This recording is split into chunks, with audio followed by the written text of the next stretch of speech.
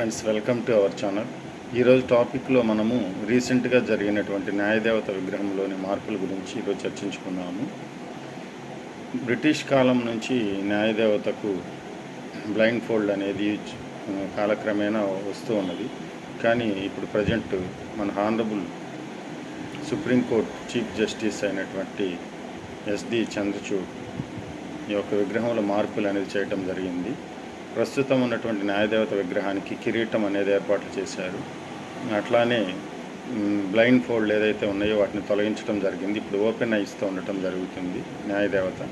అట్లానే మనకి ఒక చేతిలో వచ్చేసి మనకి కాన్స్టిట్యూషన్ బుక్ పెట్టడం జరిగింది.